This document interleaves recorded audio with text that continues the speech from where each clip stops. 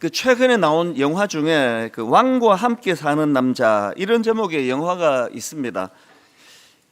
이 폐위된 어린 왕 단종, 이 어린 왕이 이제 유배지로 끌려가서 겪었던 일들을 이제 다룬 영화인데요. 그 12세 어린 나이에 왕위에 오른 이 어린 왕이 그 작은 아버지 그 수양대군의 그 욕망, 이것 때문에 이제 왕위에서 쫓겨나서 17살 어린 나이에 그 생을 마감하게 되는 너무나 비극적이고 슬픈 이야기를 소재로 해서 만든 영화입니다. 주변에 이 영화를 보고 많이 울었다, 또 목사님도 꼭 보셔야 된다, 그렇게 저한테 권하는 분이 생각보다 많습니다. 우리 여준사님 한 분이 이제 그 영화를 봤나 봅니다. 저한테 짧은 그 영화 소감을 보내왔는데요. 내용이 이렇습니다. 지난 설날 때 왕과 함께 사는 남자라는 영화를 보았습니다. 눈에 초점이 사라지고 무기력해 있던 단종의 모습과 백성을 살려야 하는 순간에 눈빛이 돌변하던 단종의 모습이 아직도 선명합니다. 영화를 보며 저 자신을 많이 생각했던 것 같습니다. 목사님, 백성을 향한 단종의 마음처럼 영혼을 섬기는 사명자로서 바로서는 제가 되었으면 좋겠습니다. 그래서 귀한 분 아닙니까? 이것도 일종의 직업병이에요. 그 영화를 보면서도 난 어떻게 성도들을 이 살아난 눈빛으로 성도들을 잘 섬길 수 있을까, 그런 마음을 담아서 보낸 글이 제게 참 감동이 됐습니다. 저도 그 영화를 봤는데요, 저는 그 어린 왕의 눈빛을 좀 다른 각도로 봤습니다. 영화 앞부분에 이 어린 왕이 이제 폐위돼서 그 낯선 강원도 영월로 유배되어는 그 과정에는 이 전사님 말씀 그대로예요. 눈빛이 다 죽어 있습니다. 절망, 의욕 상실, 그런 눈빛으로, 그리고는 이제 유배지에 가서도 뭐 식음을 전폐하면서 초기에 그렇게 눈이 다 죽어 있더라고요. 그러다가 뒷부분에 이 눈빛이 살아나는 대목이 어디서부터인가 하니까 여러분이 아시지만 그 왕의 복위 운동이 일어나지 않았습니까? 그래서 이제 다시 왕으로 복위할 수 있다, 이런 꿈을 이 왕이 갖게 되니까 그때부터 눈빛이 살아나더라고요. 와, 정말 연기를 너무 잘했습니다. 이걸 타오르는 눈빛을 가지고 그렇게 마음에 굳은 결의를 보여주는 것을 보면서, 비록 실패로 끝난 그 복위 운동인 걸 우리 역사로 다 알지만 그 과정에서 그 눈빛이 살아나는 거, 그게 저에게 굉장한 도전이 됐습니다. 그 왕의 눈빛이 왜 살아났을까요? 의욕이 생기니까요. 왕으로 난 다시 복귀할 수 있다, 그 마음에 강렬한 의욕이 생기니까 완전히 태도가 달라지더라는 거거든요. 이게 참 중요한 이야기 아닙니까? 많은 사람들이 지금 이 영화를 본다 그러고요, 개봉한 지 얼마 되지도 않은데 이제 700만을 돌파했다, 그리고 또 많은 내 주변 분들이 영화 보고 너무 많이 울었다, 그런 이야기들을 듣고 있는데요. 제가 그런 생각을 해봤습니다. 저는 사실 그 영화가 뭐 그렇게까지 뭐 와닿진 않았거든요. 왜 사람들이 여기에 그렇게 눈물을 흘리면서 영화에 몰입하는가 봤더니요, 그게 감정이입이에요. 우리 현대인들도 만만치 않게 사는 게 힘들잖아요. 그래서 그 영화 속에서 그 어린 단종이 겪어야 했던 그 상황과 환경의 벽에 눌려있는 그 모습, 그래서 눈빛이 다 죽어있는 그 모습을 보면서 감정이입이 되는 것 같아요. 그게 너무 공감이 되기 때문입니다. 힘든 삶을 사는 건 예수 믿는 우리도 마찬가지 아닙니까? 늘 우리도 참 무거운 발걸음을 가지고 그렇게 교회로 발걸음 옮기는데, 저는 여러분이 그게 너무 귀한 거예요. 그래도 그 지친 몸을 이끌고 예배의 자리로 오시는 게 너무 귀한데요. 그런데 여러분, 저는 이제 전도사님이 보내준 영화에 대한 짧은 감상평을 보고 나서 계속 그런 마음의 생각이 드는 겁니다. 하나님, 오늘 이 예배를 통해서 우리 성도님들의 눈빛이 살아나게 해주시기 원합니다. 이게 무슨 뜻입니까? 의욕이 회복될 때 눈빛이 살아난다고 한다면, 하나님, 예배는 눈빛을 살리는 그런 차원의 예배가 되기를 원합니다. 여러분, 제가 왜 이런 마음의 소원이 생길까요? 그거는 예배는 의욕을 불러일으키는 것이기 때문입니다. 성경에도 보면은요, 그 삶의 의미를 잃어버려서 공허한 삶을 살고 실패했고 낙심했고 이런 분들이 예수 그리스도를 만나서 다시 삶의 의욕을 불태우는 그런 내용들이 성경에 참 많이 나옵니다. 오늘 살펴보게 될 삭개오도 그런 인물 중에 한 명입니다. 본문에 보면 삭개오는 세리장이었다 이렇게 기록되어 있는데요, 그 당시 세리들은요 로마 제국 그 앞잡이가 돼서 동족들의 돈을 갈취하는 사람, 그래서 이 나라를 팔아먹은 배신자 취급을 당하던 게 세리였단 말이죠. 삭개오도 마찬가지 아니었겠습니까? 그의 평판이 얼마나 나빴는가 하면은 예수님께서 이제 내가 삭개오의 집에 내가 방문하겠다, 유하겠다 그러셨더니 누가복음 19장 7절입니다. 뭇 사람이 보고 수군거려 이르되 저가 죄인의 집에 유하러 들어갔도다 하더라. 이 삭개오의 평판이 얼마나 나빴는지 딱 보면 알 수 있는 거 아닙니까? 아니 뭐 거기 가서 살겠다는 것도 아니고 내 잠깐 방문하겠다, 그 한마디에도 사람들이 어떻게 저런 짓을 하느냐고 할 정도니까 평상시에 이 삭개오가 겪어야 했던 그 고립, 이거 뭐 상상할 수 있는 거 아닙니까? 돈은 많이 벌었는지 몰라도 그 이웃의 냉대 속에서 철저하게 고립되었던, 그래서 외로웠던 인물이 그게 삭개오거든요. 내면에 갈등이 참 많았던 것 같아요.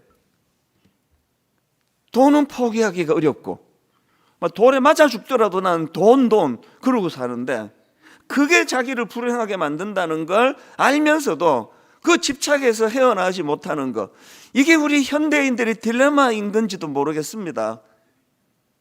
갈등이 많았던 사람 같아요. 그런데 이 삭개오도 예수님 소문을 들었을 거 아닙니까? 그 대단한 인물이라 그러더라. 그런데 어느 날 자기 마을을 이제 예수님이 방문하시게 된 겁니다.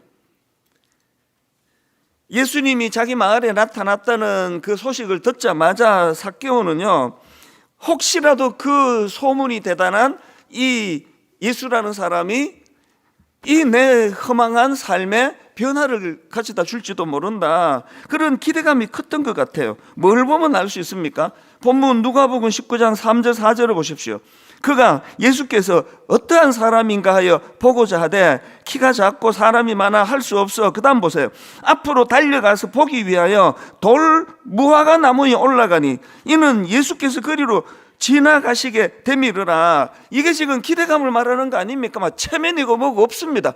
이번 기회를 내가 잡아야 될 것 같아 왠지. 그래가지고 막 사람이 너무 몰려 있으니까 뭐 체면이고 뭐고 막 나무 위로 올라가서 지금 예수님을 보고 있는 게, 그 마음이 다른 한편으로 보면 얼마나 공허한 삶이었는가를 보여주는 거라 생각하거든요.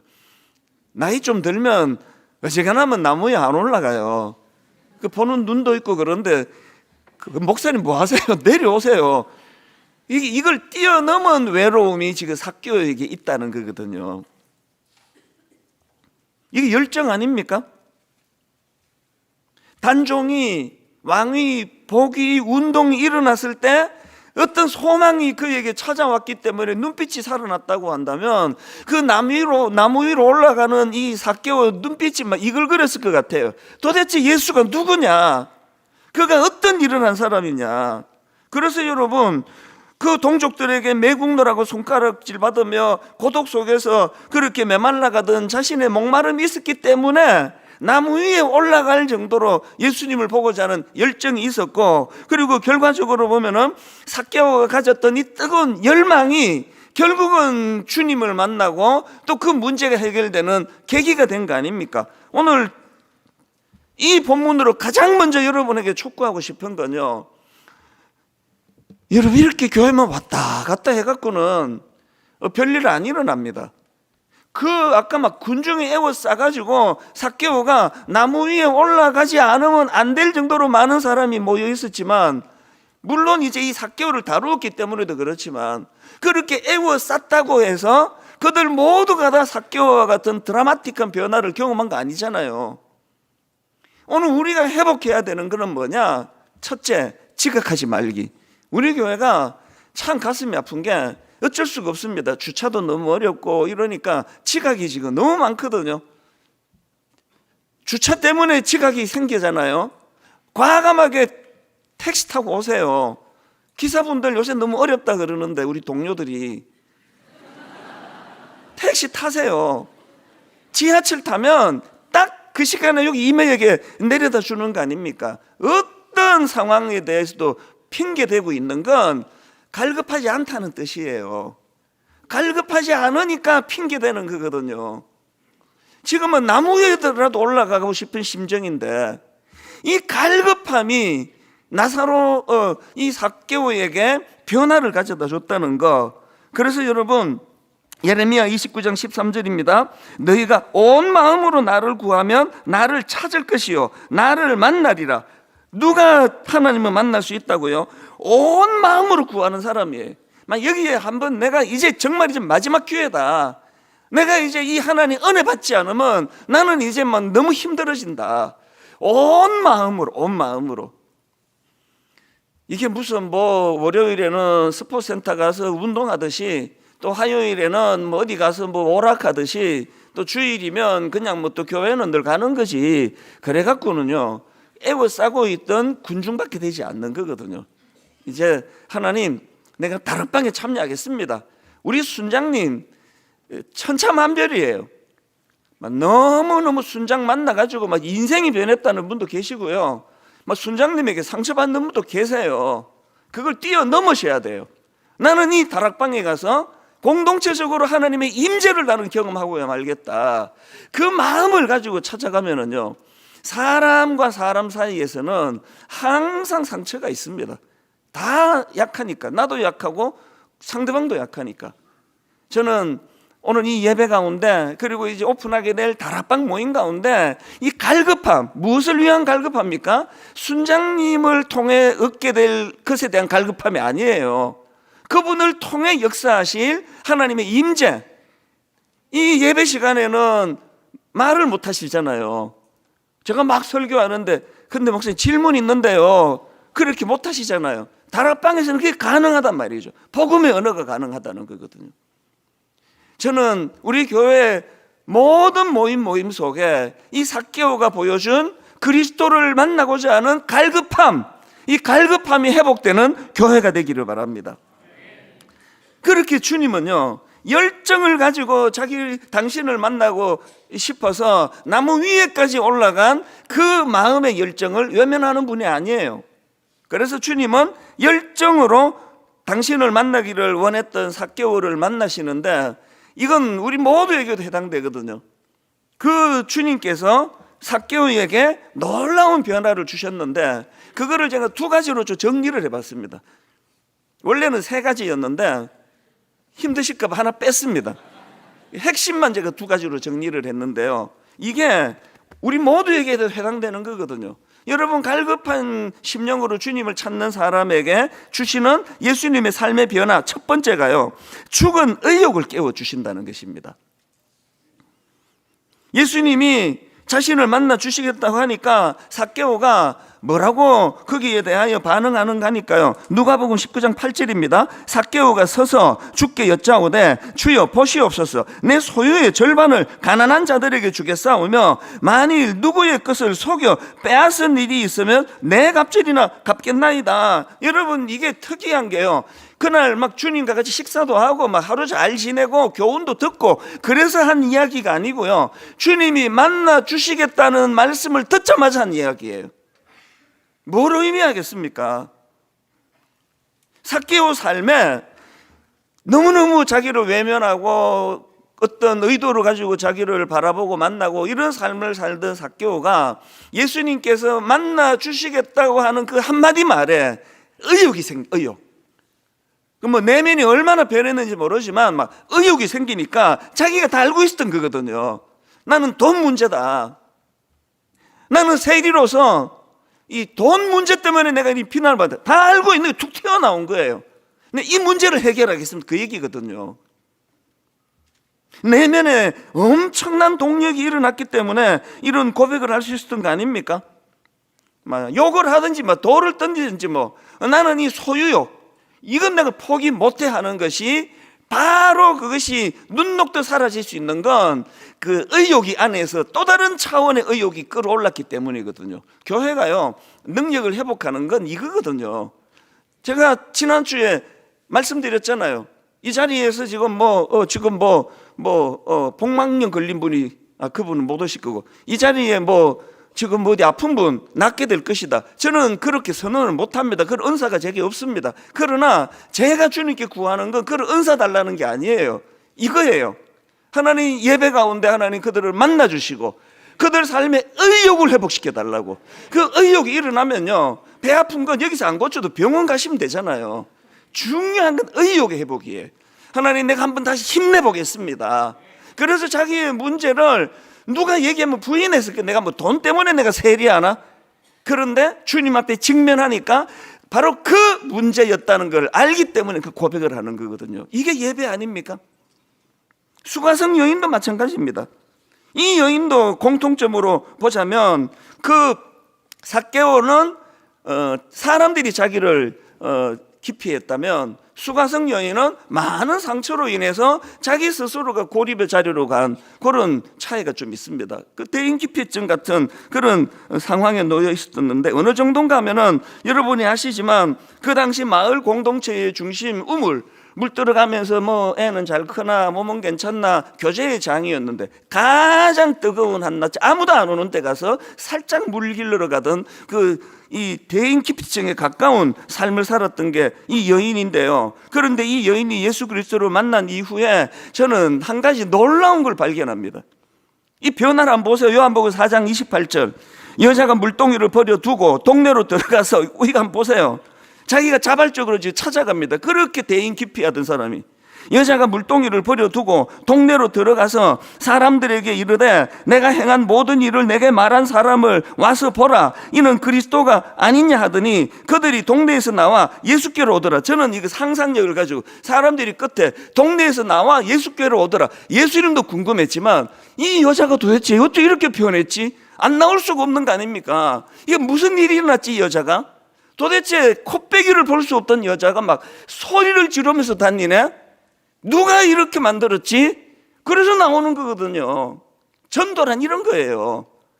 맨날 지지부진한 삶을 살면서 그냥 10월에 우리 새샘년 축제가 있는데 같이 가자 그러면, 아이고 혼자 가라, 내가 당신을 보니까 변화도 하나도 안 되고 그러는데, 여러분 지금 여기서 이 여인이 보여주는 장면이 완전히 성자같이 됐다, 그게 아니에요.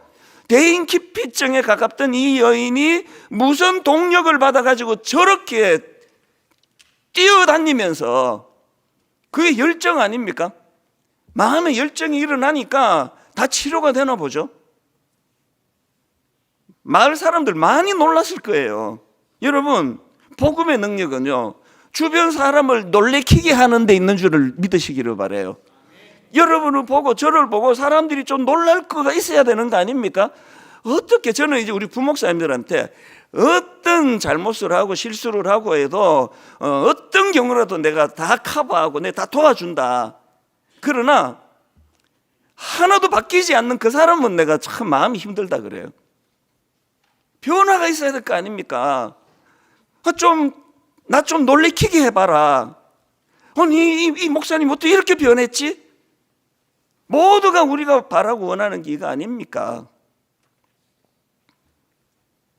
마을 사람들이요, 저 대인기피증 여자가 어떻게 저렇게 변했지? 누가 저 소극적인 사람을 이렇게 바꾸어 놨지? 이런 질문을 했다고 가정하면 저는 그 답을 알아요. 여러분, 사무엘상 36절에 답이 있습니다.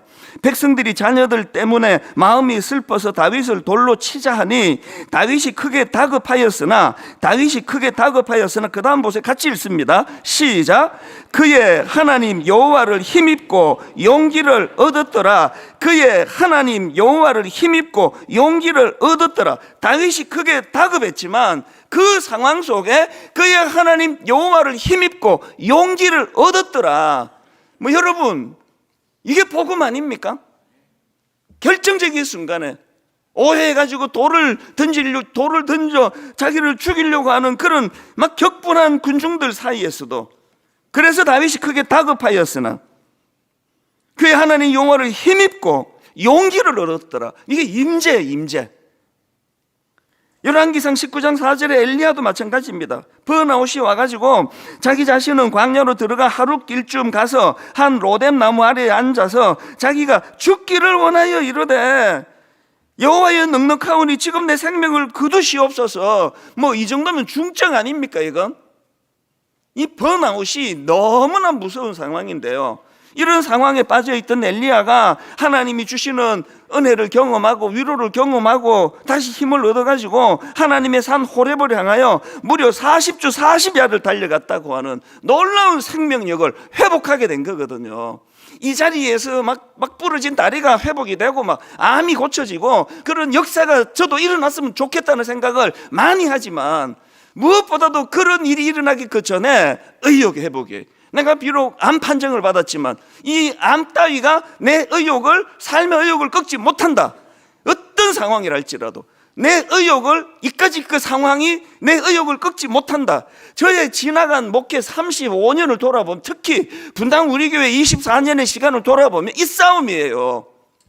누가 저를 어떻게 하든지 어떤 상황에 주어지든지 간에 이 싸움이에요.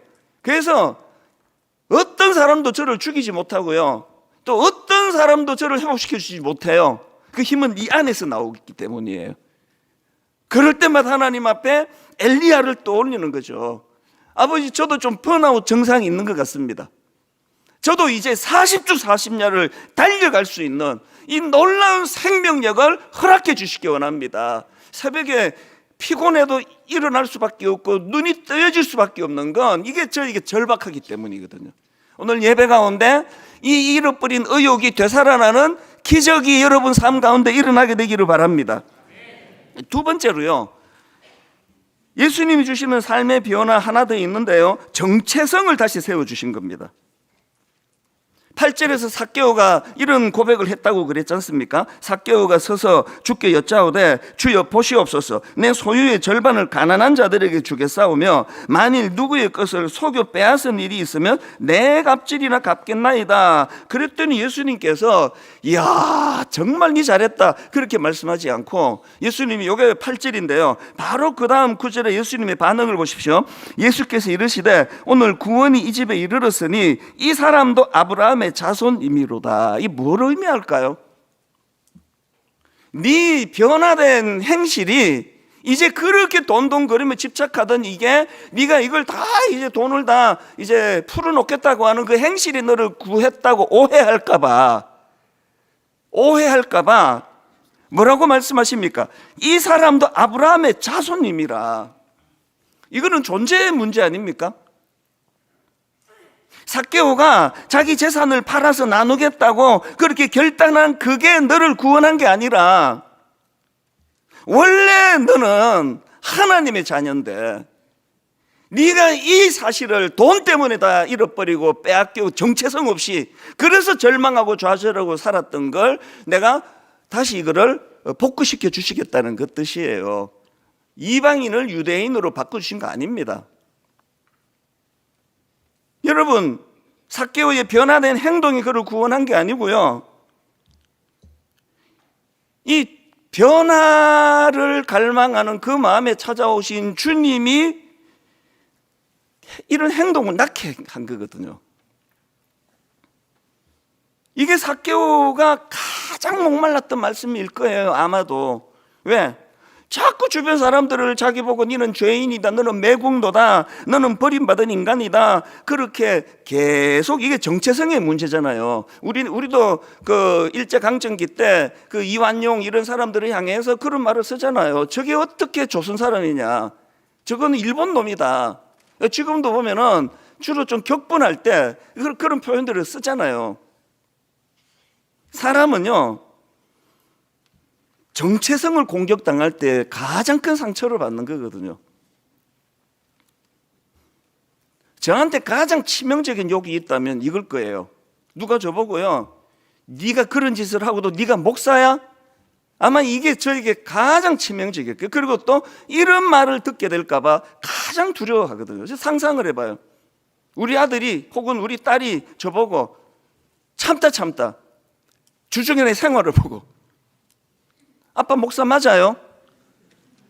이렇게 말을 내가 듣게 된다면 이거는 절망해야 돼요. 그러고도 절망하지 않으면 그거는 목사가 아닌 거잖아요. 여러분, 가장 두려워해야 되는 거, 회사에서 당신 크리스찬 맞아? 이거 두려워해야 돼요. 이건 그건 짧은 한마디 안에 모든 격이 다 농축이 돼 있거든요. 삭개오의 문제가 그거 아닙니까? 네가 이러고도 우리 동족이야. 네가 아브라함 자손이야? 사람이 그 정체성을 건드는 게 가장 괴롭고 고통스러운 게요, 왜냐하면 그게 그 사람의 존재이기 때문이에요. 아니, 목사님은 설교를 뭐 이렇게 길게 하십니까? 그러면 내가 짧게 할 수 있습니다. 더 웃겨주세요. 웃길 수 있습니다. 그런데 저보고 네가 목사야? 너 같은 게 설교할 자격이 있다고 생각해? 그러면 저는 그대로 뒤집으실 것 같아요. 절망. 오늘 여러분, 우리가 들어야 되는 거, 주님께서 야, 네 그래도 행실 많이 변화됐다, 좋아졌다, 그게 아니에요. 우리가 들어야 되는 말씀, 이 주님께서 삭개오에게 주셨던 이 놀라운 선포, 너도 아브라함의 자손이다. 여러분, 이 문제를 다루고 있는 게 사실 이게 탕자의 비유예요. 탕자가 겪었던 고통도 이 정체성의 문제라는 걸 금방 알 수 있습니다. 자기가 이제 좀 철이 들어가지고 그 끔찍한 방탕 생활을 정리할 때 제일 먼저 나온 말이 뭐냐? 누가복음 15장 19절에 그 탕자 둘째 아들 고백을 보십시오. 고민을. 지금부터는 아버지의 아들이라 일컬음을 감당하지 못하겠나이다. 나를 품꾼의 하나로 보소서 하리라. 뭘 말하는지 아시죠? 자기가 알아요. 이제 나는 내 못된 행실로 내 아버지 아들이라는 그 정체성, 이 자격을 난 잃어버렸다. 아는 거예요. 이놈이 그래도 염치는 있어요. 그래서 제가 이제 아버지, 제가 아빠 아들 자격을 온 거 아닙니다. 내 돼지 쥐엄 열매 먹고 사는 것보다 아버지 종살이가 나을 것 같아서 왔으면 나 이렇게 말해야지. 그렇게 하고 아버지를 찾았는데요. 근데 여러분, 아버지의 생각은 달라요. 누가복음 15장 22절부터 보십시오. 아버지는 종들에게 이르되 제일 좋은 옷을 내어다가 입히고 손에 가락지를 끼우고 발에 신을 신기라. 그리고 살찐 송아지를 끌어다가 잡으라. 우리가 먹고 즐기자. 그리고 24절, 이 내 아들은, 아버지의 시각으로 이 아들의 정체성이 하나도 못된 아들인 건 사실인데 그 정체성에는 조금도 변화가 없는 겁니다. 이 내 아들은 죽었다가 다시 살아났으며 내가 잃었다가 다시 얻었노라 하니 그들이 즐거워하더라. 이렇게 내 아들로 선포하시고, 이게 입에 발린 말씀이, 아버지의 말이 입에 발린 게 아니라는 걸 뭘 보면 아느냐? 22절을 다시 보십시오.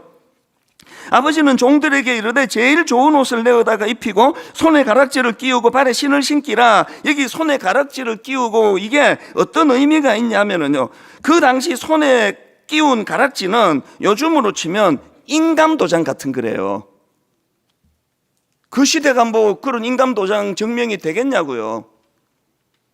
아버지가 손에 가락지를 끼웠다는 걸 여기서 왜 강조합니까? 그게 지금 아버지가 그 집안의 아들로서의 법적 권위를 인정한다는 뜻이라는 거죠. 그 다음 나오는 발에 신을 신기라. 이것도 어떤 의미가 있느냐 보니까요, 여러분, 그 당시 집안에서 일하는 종들은 맨발로 다녔대요. 이게 종들의 정체성입니다. 노예의 정체성이에요. 그런데 그 집에 누가 신발을 신고 있다, 그거는 존재가 다르다는 걸 표현하는 거래요. 저 집은 식구구나. 아버지가 지금 다른 것보다도 뭐 먼저 샤워하고 뭐 옷 갈아입고 해라 이렇게 해도 되는데 왜 이 두 가지를 강조했을까요? 왜 신발부터 신으라 그러는 걸까요? 넌 노예가 아니라는 거. 넌 종이 아니야. 너는 비록 아버지 마음을 아프게 한 못된 아들인지는 모르지만 너는 여전히, 너의 정체성은 이 집 주인의 아들이야.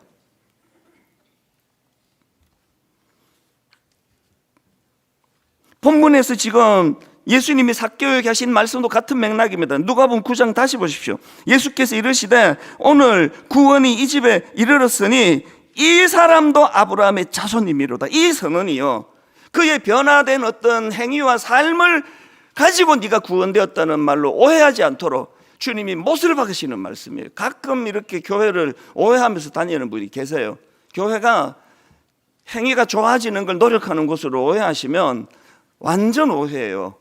교회는 우리 존재가 예수 그리스도의 십자가로 말미암아 내 정체성이 변화가 되었다. 그래서 우리는요, 로마서 5장 8절을 마음에 새기셔야 됩니다. 우리가 아직 죄인 되었을 때, 무슨 뜻입니까? 자격이 없을 때에 그리스도께서 우리를 위하여 죽으심으로 하나님께서 우리에게 대한 자기의 사랑을 확정하셨느니라.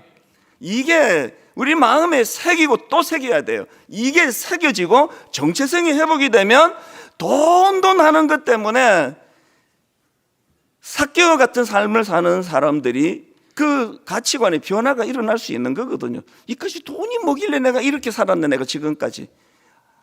주님, 이거 나 다 되돌려 주겠습니다. 이게 정체성을 깨달은 사람이에요. 제가 최근에요, 그 탈북민과 관련된 기사를 본 적이 있는데요, 그 국민일보였던 것 같아요. 북한을 탈출한 분들이 오래전에 있었던 일입니다. 이제 중국을 거쳐서 동남아를 거쳐서 뭐 여러 곳을 전전하다가 이제 그렇게 우리 한국으로, 우리나라로 이제 오는 경우가 많잖아요. 그 어떤 그룹이었던 것 같아요. 그 탈북한 분들이 중국을 거쳐서 태국으로 갔대요. 그랬더니 그 태국에 있는 한인교회에서 그들을 뭐 초대를 했는지 예배를 드리는지 모르지만 그들을 초대해 갔고요. 그리고는 이제 손을 뻗어, 우리 잘하잖아요. 그 탈북민들 보고 당신은 사랑받기 위해 태어난 사람, 우리는 하도 많이 들어가지고 감동이 하나도 없어요. 아이고 또 저 노래네, 노래가 저것밖에 없나. 근데 여러분, 거기에 탈북민 안에 있던 한 여성이요, 그거가 쇼크가 왔다는 거예요. 그 기사에서 이렇게 말했습니다. 사람들이 두 손을 뻗어 내게 찬양을 불러주는데 내가 사랑받는 존재라는 사실을 그날 처음 알았습니다. 이게 이분에게 얼마나 이게 쇼크가 됐으면, 감동이 됐으면, 오래전에 자기가 겪은 이야기를 요 근래에 인터뷰하면서 그 이야기를 한 거거든. 그 감동이 아직도 남아 있다는 뜻이거든요.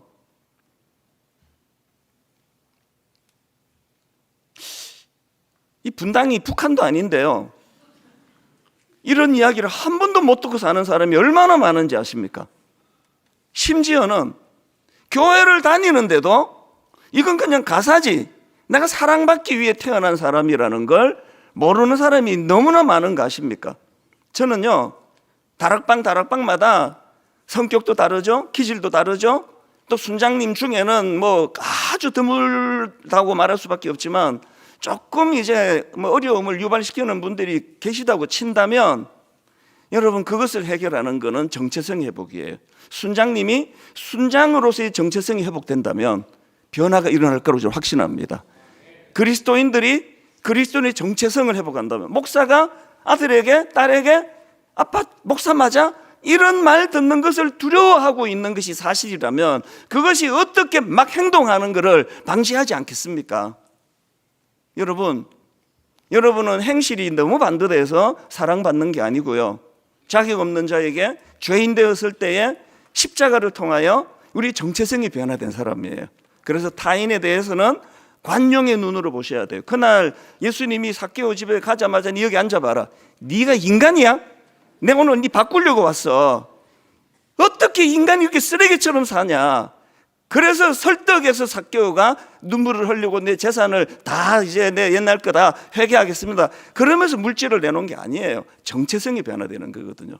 타인에 대해서 자꾸 비난하지 마시고요, 자기 자신에 대하여 이 긍지를 회복하시기를 바랍니다. 결론을 저는 이렇게 맺습니다. 고린도서 5장 17절, 그런즉 누구든지 그리스도 안에 있으면 새로운 피조물이라, 이전 것은 지나갔으니 보라 새 것이 되었도다. 이 십자가로 인하여 변화된 새로운 피조물, 새로운 정체성을 가지고 날마다 놓쳐버린, 잃어버린 삶의 의욕을 되찾아 달려가는 믿음의 성도님들 되시기 바랍니다. 우리 이 찬양 같이 불러보시면 좋겠습니다. 임재라는 제목의 찬양입니다. 매주마다 우리가 부릅니다. 하늘의 문을 여소서, 이곳을 주목하소서, 주를 향한 노래가 꺼지지 않으니 하늘을 열고 보소서. 이 갈망하는 마음, 이곳에 오셔서 이곳에 앉으소서, 이곳에서 드리는 우리의 예배를 받으소서. 이 갈망하는 마음이 이 찬양 가운데 놀랍게 회복되기를 바랍니다. 마음을 다 담아가지고 찬양합니다. 하늘에 오 주님 채우소서. 오 주님 갈급합니다. 나의 잔을 높이 듭니다. 소서. 내 마음을 다하여 갈급함으로 찬양합니다. 나의 잔을 높이 듭니다. 하늘 양식 내게 채워주소서. 넘치도록 채워주소서.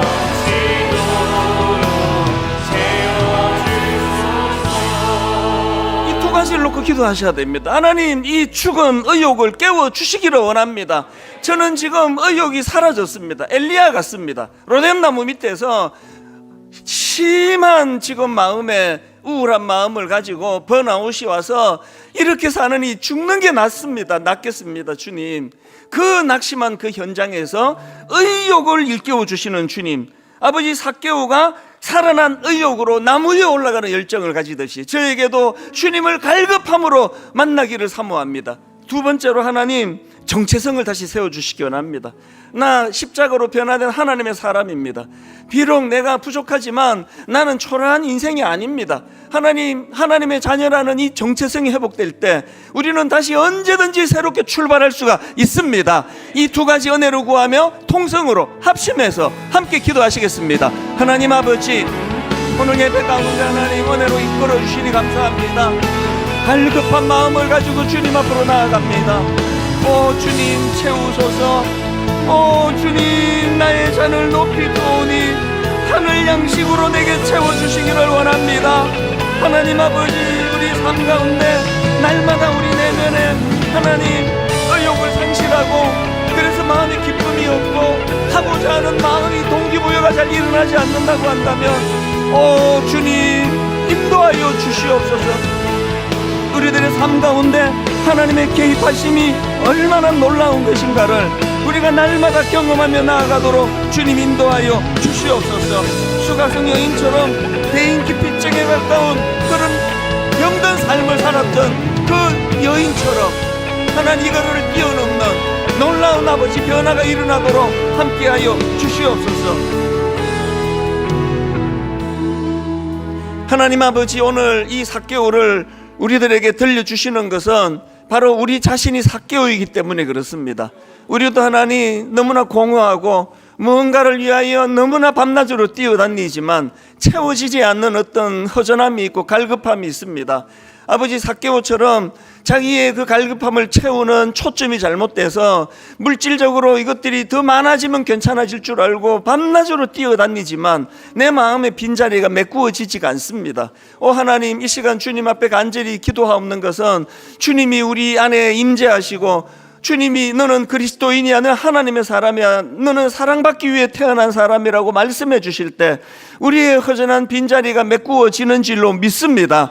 아버지 하나님, 우리의 어떤 행실로서가 아니라 내 신분으로, 내 존재로 하나님 앞에 우리 자신을 돌아보게 하시고, 그리고 무엇보다 아버지 이것이 가능하도록 주님의 임재에 대한 갈망이 있게 하여 주시옵소서.